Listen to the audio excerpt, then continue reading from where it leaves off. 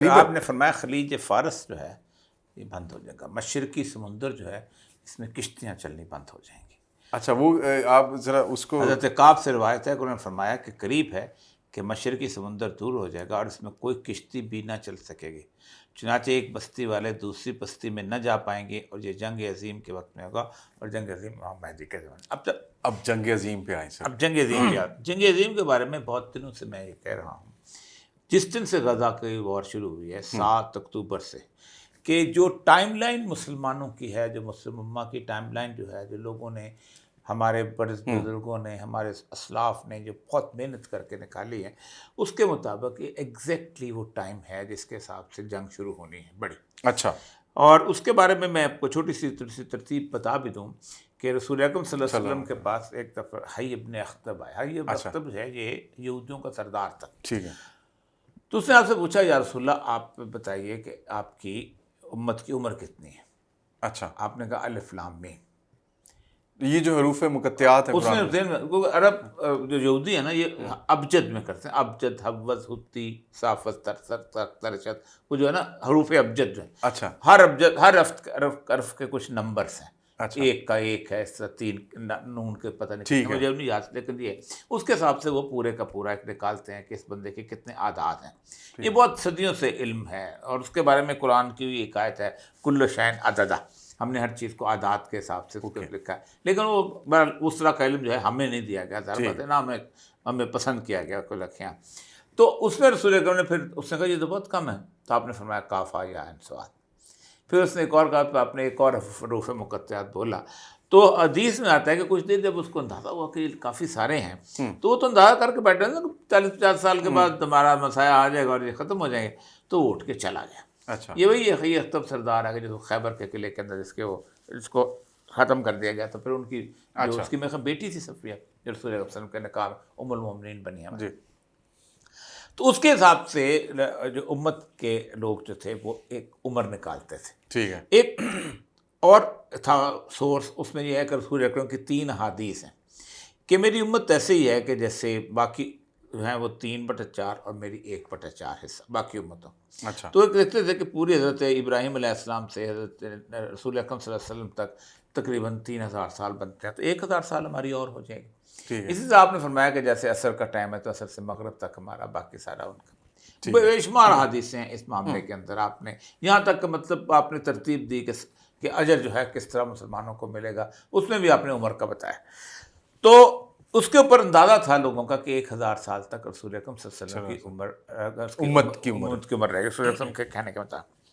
لیکن جب 1000 سال آئے تو کوئی علامتیں نہیں آئیں جو نبی اکرم صلی اللہ علیہ وسلم نے علامتیں بتائی ہوئی تھی، بے شمار ایسی علامتیں جو اب آنی شروع ہوئی ہیں، گھر گھر ڈانس ہوگا۔ اس میں اور ویسے ڈسٹریکٹ بھی ہو سکتی ہے، لیکن میں اس انڈرسٹینڈنگ کے لیے پوچھنا چاہ رہا ہوں کہ 1000 سال تک امت کی عمر جو ہے وہ چلے گی، اس کے بعد کیا قیامت آنی؟ میں بتاتا ہوں۔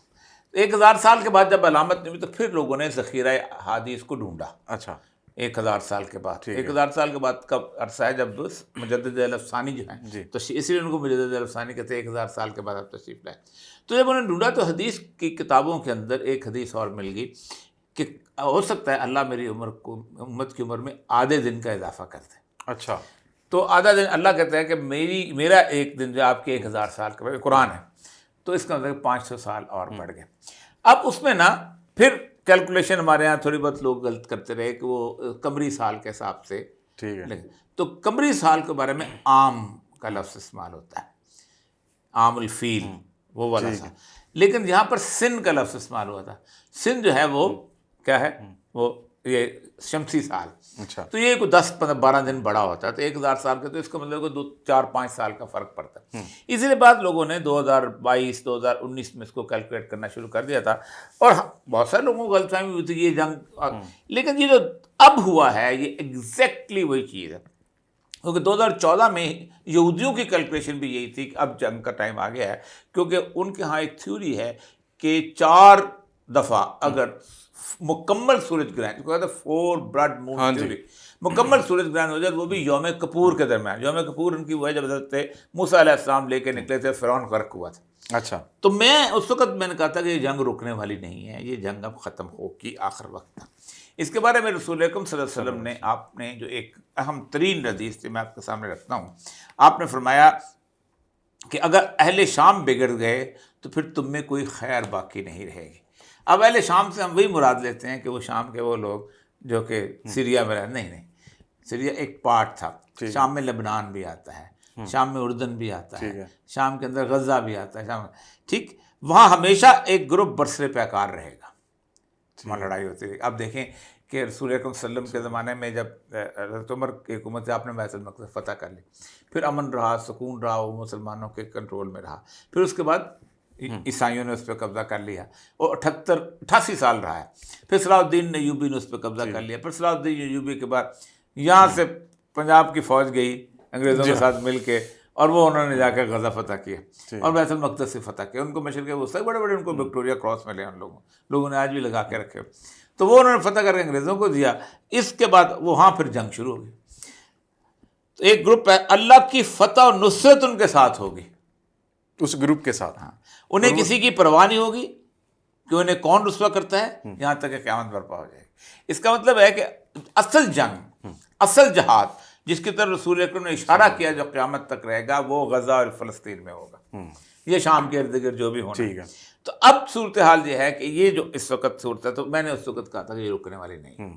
بالکل. اب وہ آگے بڑھتی گئی, کوئی کہتا ہے یہ ختم ہو جائے گی تو وہ ختم کر دے گی. وہ اس کے ساتھ ساتھ رسول اکرم صلی اللہ علیہ وسلم کی اور بہت ساری حدیثیں ہیں جن کے ساتھ ملا کے اب ذرا ہم اس کو دیکھنا چاہتے ہیں کہ ہم کہاں کھڑے ہیں اور ہمارے ساتھ کیا ہو سکتا ہے اور ہمیں کس طرح کی جنگ کی تیاری کرنی چاہیے. ہم سے مراد پاکستان ہم تو پاکستان میں, مسلم امت بہت بڑی ہے نا. نہیں, مسلم امت بہت, مسلم امت کے ساتھ تو خیر جو کچھ ہونا ہے وہ اور بات ہے. لیکن اب دیکھیں یہ میرے سامنے اس وقت جو ساری کی ساری رپورٹیں, ان میں سب سے پہلی چیز جو ہے اس جنگ کے اندر بڑی ملمت الکبریٰ میں جو سب سے پہلا ملک جو ہے وہ تباہ ہوگا, جس کے بارے میں رسول اکرم صلی اللہ علیہ وسلم نے پیش گوئی کی ہے. یہ جناب یہ 56 نمبر حدیث ہے. یہ حضرت ابن ادریس ان ابی ان جدہ ان ابو ہریرہ, حضرت ابو ہریرہ سے کہ رسول اللہ نے فرمایا کہ سب سے پہلے لوگوں میں سے فارس والے ہلاک ہوں گے, پھر ان کے پیچھے عرب والے. اب فارس سے مراد Iran. Thank you so nice of you for your time. انشاءاللہ آپ سے اگلی ملاقات ہوگی ایک اور ایپیسوڈ کے ساتھ. اجازت دیجیے, اللہ حافظ.